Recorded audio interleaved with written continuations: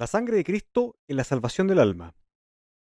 Así que hermanos, teniendo libertad para entrar en el lugar santísimo por la sangre de Jesucristo. Hebreos capítulo 10, versículo 9.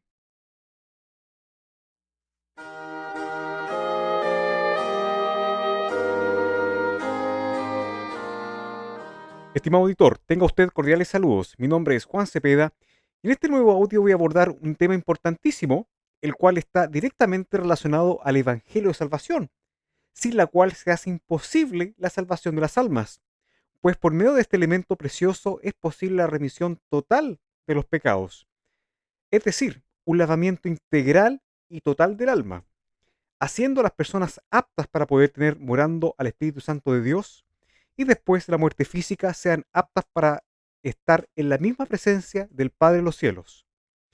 El tema es titulado La sangre de Cristo en la salvación del alma. Hoy en día casi ni se predica el verdadero propósito de la sangre de Cristo derramada en la cruz del Calvario hace 2000 años. Y lamentablemente muchos religiosos supersticiosos, en especial los pentecostales y católicos romanos, la han usado como un medio de bendición terrenal y de protección de la carne, como si fuera un mero amuleto de la buena suerte. Al igual, algunos supuestos predicadores de sana doctrina la han sacado descaradamente del Evangelio al decir que la sangre de Cristo no salva, sino que es de exclusividad para la limpieza constante de los pecados de la Iglesia de Cristo. No obstante, estimado auditor, un evangelio sin sangre es como un mar sin agua, pues si no hay sangre derramada de la cruz del Calvario para remisión de los pecados, simplemente no puede haber salvación. Comencemos. Los justos del Antiguo Testamento, como Abraham, Lot, Jacob, Isaac, Job, José, Moisés, Josué, Rahab la ramera, el rey Saúl, el rey David y los profetas, entre otros, al morir no podían ir directamente a los cielos a la misma presencia del Padre, debido a que sus almas yacían aún inmundas debido a sus pecados, siendo justos mas no santos, pues el antiguo sistema sacerdotal levítico no tenía por finalidad el limpiar los pecados del alma, sino que por medio de la sangre derramada de los animales aptos para el sacrificio, siendo un simbolismo de Cristo, solo podía cubrir los pecados de la carne, mas no podía limpiar el alma de los pecados, como lo señala la carta a los Hebreos capítulo 9, versículo 13. No obstante, los antiguos no fueron salvos por la sangre de los sacrificios, ni mucho menos por las cenizas de los becerros esparcidas a los elementos del tabernáculo de reunión, sino que eran salvos por la fe, es decir, el creer con el corazón, con fe, que vendrá un redentor en el tiempo de Dios. Pues al leer todo el capítulo de la carta a los Hebreos capítulo 11, el apóstol Pablo señala que los justos antiguos no se conducían, ni mucho menos fueron salvos por las obras de la ley, sino que por la fe. Por ejemplo, la ofrenda de Abel le fue agradable y por ende acepto a Dios por su fe, pues él creía en un redentor. En cambio, la ofrenda de su hermano Caín le fue desagradable al Señor debido a que solo era, valga la redundancia, ofrecida solo por las obras de sus manos, mas no había fe en él.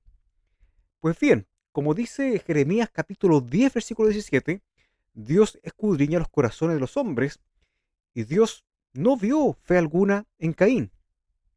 Sin mayor dilación, estimado auditor, la sangre de los animales en el sacerdocio arónico no podía redimir a los antiguos desde que se estableció y por ende no podía santificarlos, sino que solo era una sombra de las cosas venideras, es decir, una sombra del verdadero sacerdocio de Jesucristo según el orden de Melquisedec, el cual sí puede redimir el alma.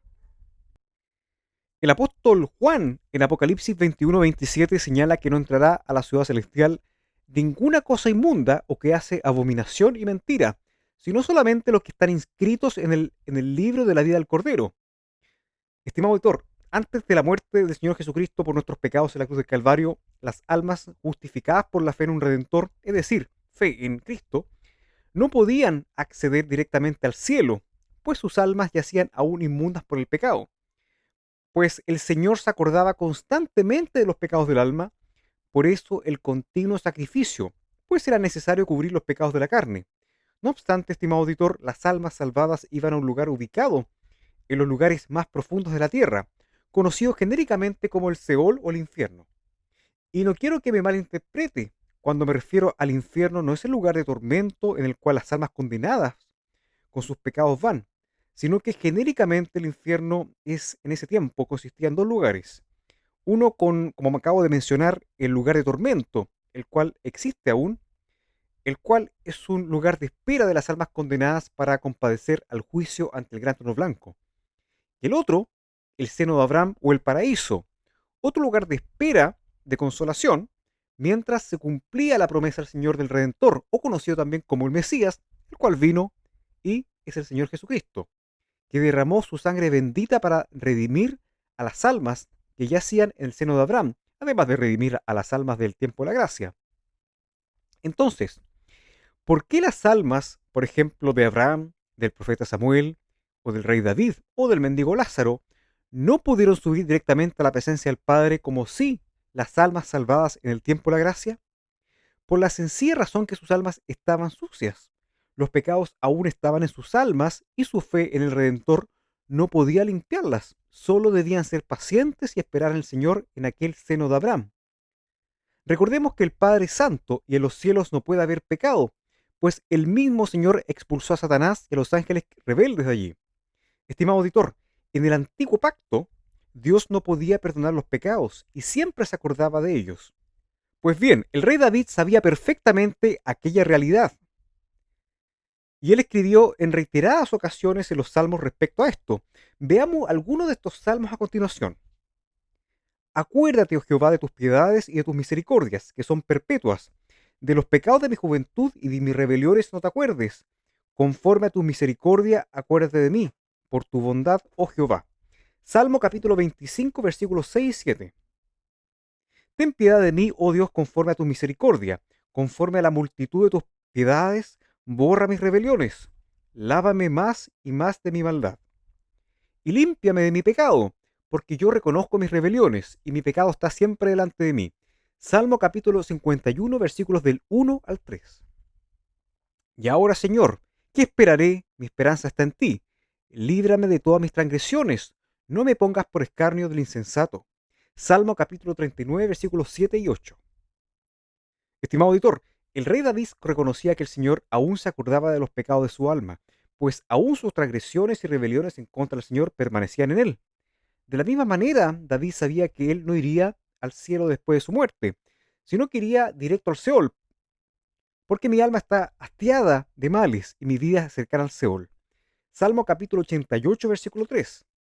Mas él confiaba absolutamente en el Señor, que no dejaría su alma en aquel lugar para siempre, porque no dejarás mi alma en el Seol, ni permitirás que tu santo vea corrupción. Salmo capítulo 16, versículo 10. Por su parte, Jacob dijo lo siguiente al referirse a dónde irá su alma después de su muerte física. Apenas le llegaron las nuevas sobre la supuesta muerte de su hijo José, supuestamente devorado por una bestia. Y se levantaron todos sus hijos y todas sus hijas para consolarlo, mas él no quiso recibir consuelo, y dijo, descenderé enlutado a mi hijo hasta el Seol. Y lloró su padre. Génesis capítulo 37, versículo 35. Sin mayor dilación, los justos del Antiguo Testamento ya sabían que debían ir a los lugares más profundos de la tierra, debido a que sus transgresiones aún permanecían en ellos, pues la sangre de las ofrendas no podía borrar los pecados del alma. Sin embargo, ellos no sabían en profundidad en qué consistía tal lugar, aunque el Señor Jesucristo, en los días de su carne, lo describe en el Evangelio de Lucas capítulo 16, al contar la historia real del rico y el mendigo Lázaro. Jesús cuenta una vez que falleció el mendigo, fue llevado por los ángeles hasta el seno de Abraham y también murió el hombre rico y fue a dar su alma al lugar de tormento.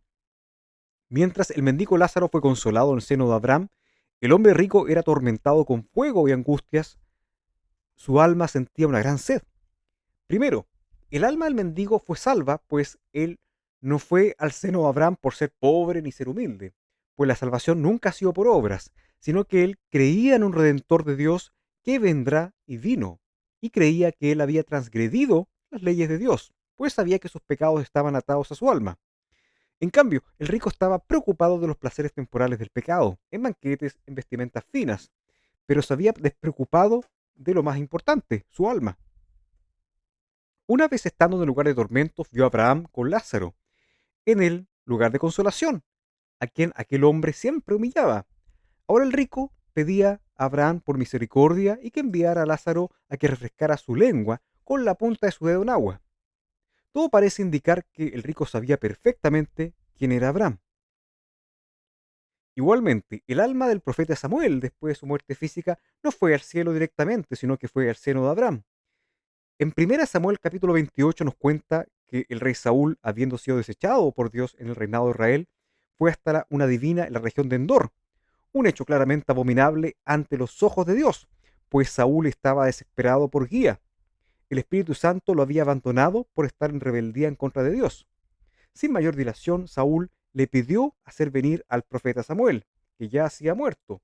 No obstante, la divina quedó asombrada al ver al profeta Samuel acercándose y apareciéndose en donde estaban ellos. Y él dice lo siguiente a Saúl en los versículos del 15 al 19. ¿Por qué me has inquietado haciéndome venir? Y Saúl respondió, estoy muy angustiado, pues los filisteos pelean contra mí, y Dios se ha apartado de mí y no me responde más, ni por medio de profetas, ni por sueños. Por esto te he llamado, para que me declares lo que tengo que hacer. Entonces Samuel dijo, ¿y para qué me preguntas a mí si Jehová se ha apartado de ti y es tu enemigo?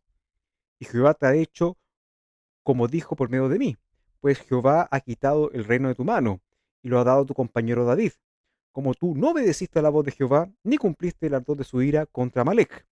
Por eso Jehová te ha hecho esto hoy, y Jehová entregará a Israel también contigo en mano de los filisteos, y mañana estaréis conmigo, tú y tus hijos, y Jehová entregará también al ejército de Israel en mano de los filisteos.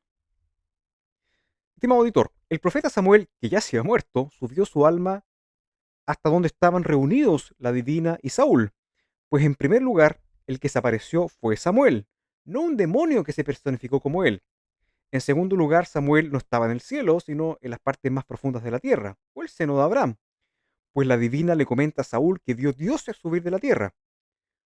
Por lo tanto, estimado auditor, las almas de los antiguos, los justos, no podían ir a la presencia del Padre al morir, e igualmente no podían ser sellados con el Espíritu Santo como en el tiempo de la gracia de Dios, pues faltaba algo muy importante, la sangre de Cristo derramada en la cruz del Calvario.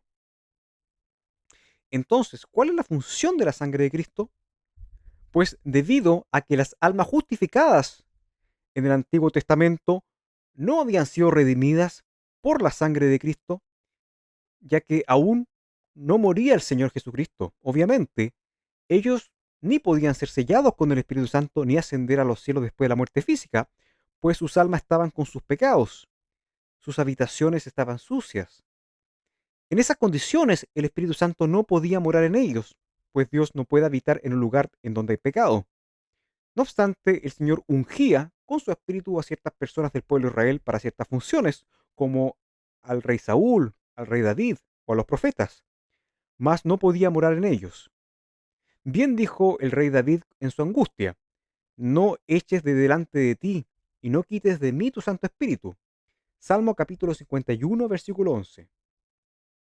Por su parte, 1 Samuel capítulo 16, versículo 14 dice así, el espíritu de Jehová se apartó de Saúl, y le atormentaba un espíritu malo de parte de Jehová. De este modo, estimado auditor, el Espíritu Santo es Dios mismo. Él no va a morar en un lugar donde hay pecado, tal como lo fue el lugar santísimo en el Antiguo Testamento, el cual estaba ubicado en el tabernáculo de reunión, pues ningún israelita podía acceder al lugar santísimo debido a que estaban inmundos y solo podía acceder solo el sumo sacerdote una vez al año, habiendo previamente expiado sus pecados por medio de las ofrendas de sangre, además de los del pueblo.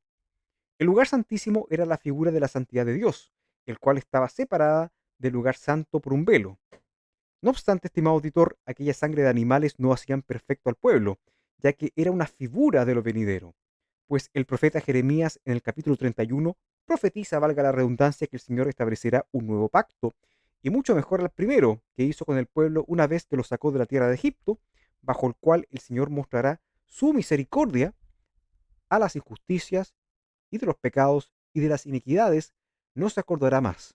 lo cual era el gran anhelo del rey David, manifestado en el Salmo 25, pues insisto, el antiguo pacto solo cubría las transgresiones de la carne, mas la mancha del pecado permanecía en el alma.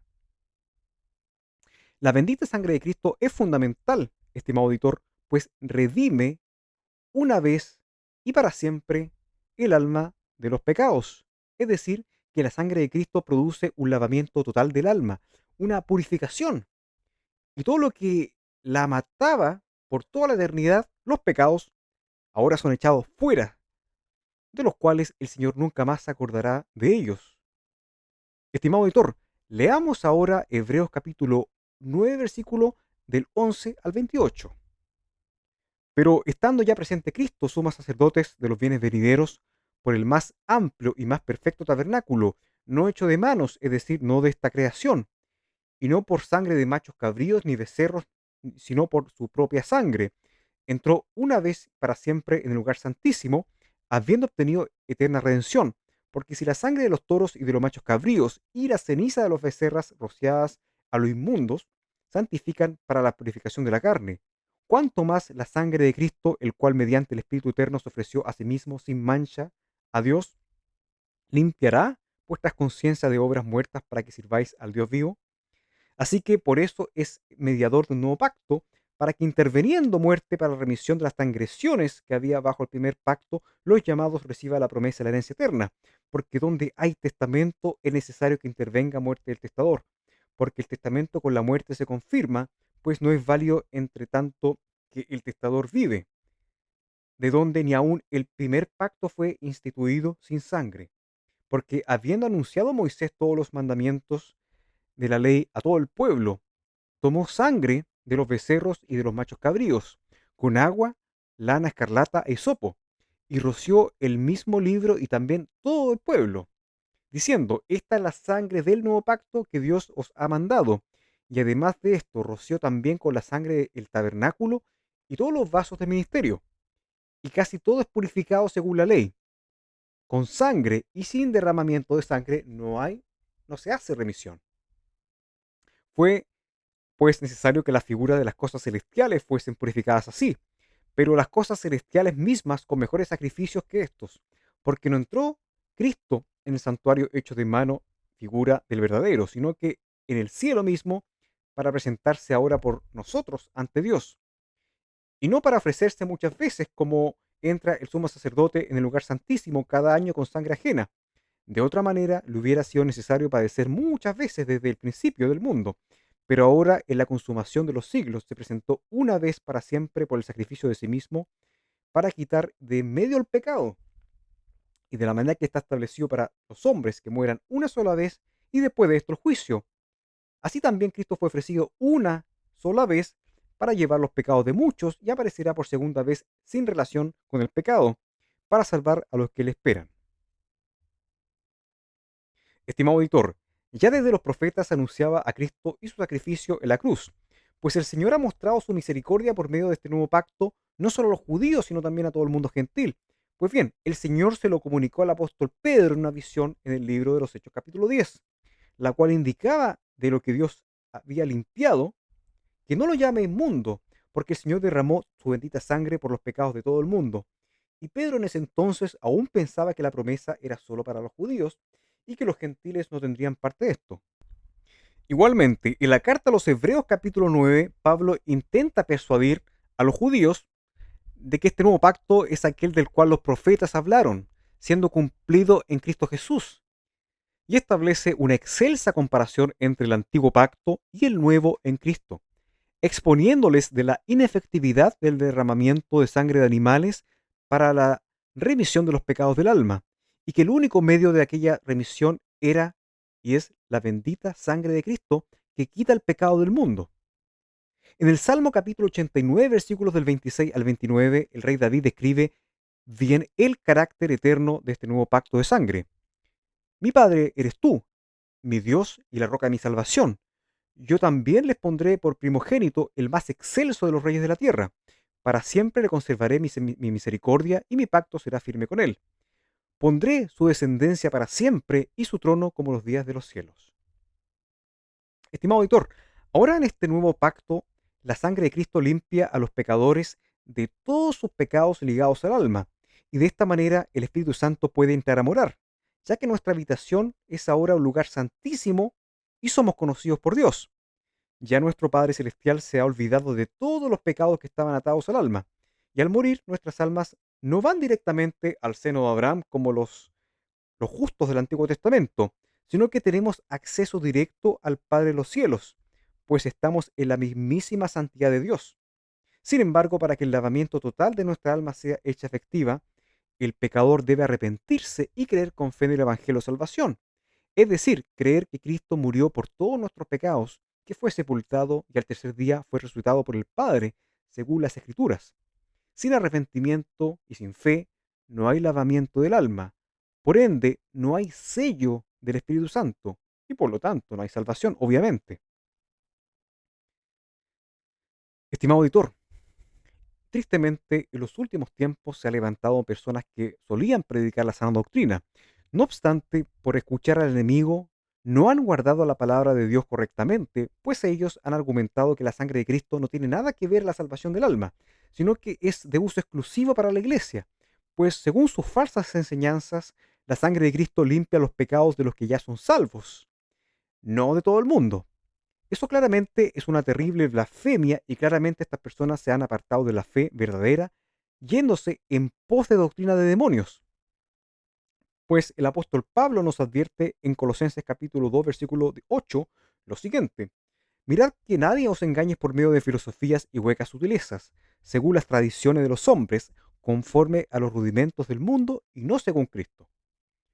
Estimado auditor, estas personas han estado torciendo las escrituras para apoyar su falsa doctrina de la inefectividad de la sangre de Cristo en la salvación, con epítetos como la sangre puede verse, y si se ve, entonces no puede haber fe, o que es alma por alma, es decir, Cristo entrega su alma en favor de nuestras almas de acuerdo a la ley del talión, o que esta es la sangre del nuevo pacto, porque si fuera por todo el mundo sería la sangre para el nuevo pacto. Bueno, estimado auditor, claramente aquellos dichos son huecas sutilezas. Aquellas enseñanzas son una bofetada al Señor Jesús, una verdadera blasfemia, pues no puede haber remisión de los pecados sin el derramamiento de la sangre de Cristo, pues para ser conocidos por Dios, el Espíritu Santo debe morar primero en nosotros.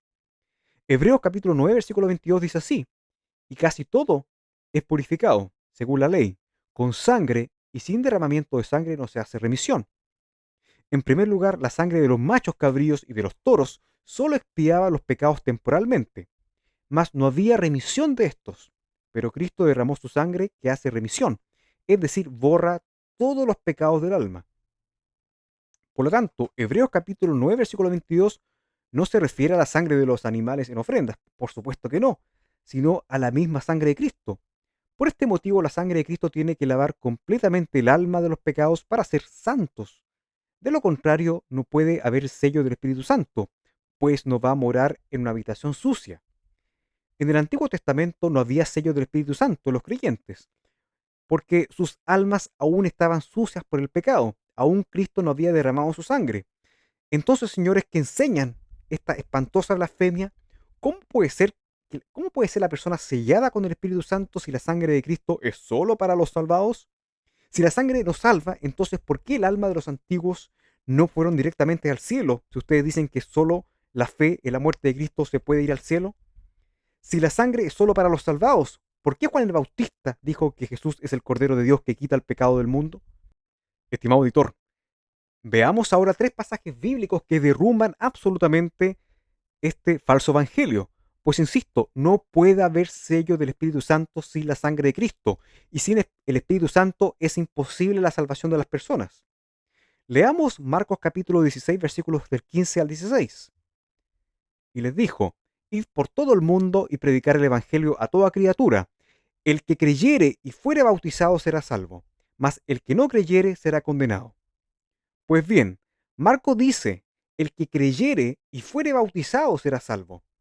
Claramente no se refiere al bautismo en agua, por supuesto que no, sino al bautismo del Espíritu Santo.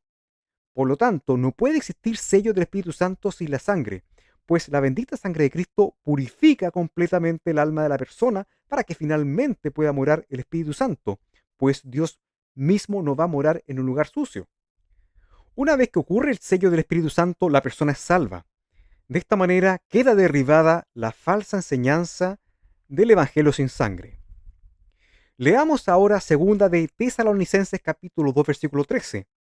Pero nosotros debemos dar siempre gracias a Dios respecto a vosotros, hermanos amados por el Señor, de que Dios os haya escogido desde el principio para salvación, mediante la santificación por el Espíritu y la fe en la verdad.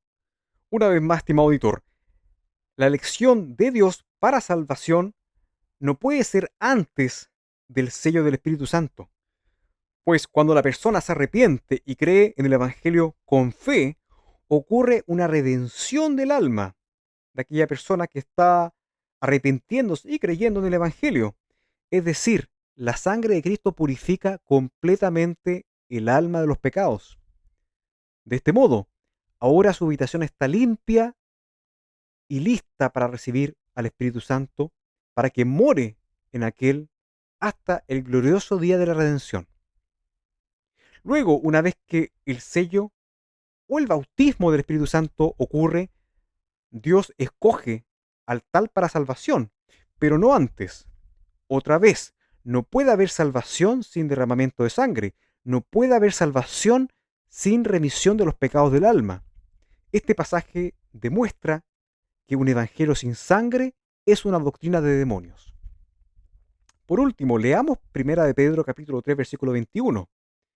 El bautismo que corresponde a esto ahora nos salva, no quitando las inmundicias de la carne, sino como la aspiración de una buena conciencia hacia Dios por la resurrección de Jesucristo.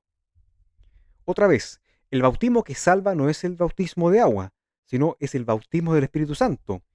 Y para que exista bautismo del Espíritu Santo, tiene que haber de antemano una purificación total del alma.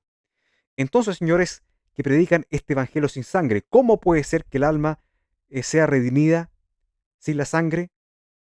¿Cómo Dios va a salvar a alguien si antes la persona no es sellada con el Espíritu Santo?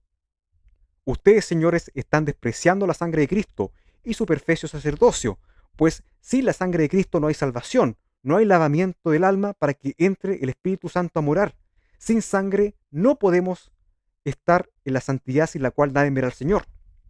Si la sangre de Cristo es sí y solo sí para constantemente limpiar los pecados de los que ya son salvos de manera exclusiva, entonces ustedes creen que el Espíritu Santo sí puede sellar a alguien con su alma sucia. Pero, ¿qué blasfemia más grande? Estimado auditor, la sangre del Señor es la base de la salvación. Sin sangre no hay remisión de los pecados. Los que somos de la iglesia tenemos nuestras almas totalmente santificadas, redimidas, tal como lo dice el apóstol Pablo a los Corintios en la primera carta, en el capítulo 6, de los versículos del 9 al 12. ¿No sabéis que los injustos no heredarán el reino de Dios? No erréis, ni los fornicarios, ni los idólatras, ni los adúlteros, ni los afeminados, ni los que se echan con varones, ni los ladrones, ni los avaros, ni los borrachos, ni los maldicientes, ni los estafadores heredarán el reino de Dios. Y esto eras algunos, mas ya habéis sido lavados, ya habéis sido santificados, ya habéis sido justificados en el nombre del Señor Jesús y por el Espíritu de nuestro Dios. Nada pecaminoso puede entrar en el reino de los cielos. Por tanto, la sangre de Cristo lava el alma de lo que le impide la entrada al cielo, nuestros pecados. Después de su muerte en la cruz, derramando su bendita sangre, por fin se cumplió la promesa anunciada por los profetas. Las almas de los justos del Antiguo Testamento fueron redimidas de sus pecados, y el Señor Jesucristo descendió hasta el mismo seno de Abraham a llevarse a todas las almas hasta el mismo cielo. Ya la sangre de Cristo los limpió de sus pecados. Y por fin se cumplió el Salmo 16:10, respecto a que el Señor no va a dejar el alma de David en el Seol, ni permitirá que su santo, el Señor Jesucristo, vea corrupción, pues el Padre, al día tercero de su crucifixión, lo resucitó de la misma muerte. Bendita sangre de Cristo. Estimado auditor, si usted no es salvo, aún su alma está inmunda de sus pecados y es imperante y urgente que ésta sea lavada por medio de la sangre de Cristo.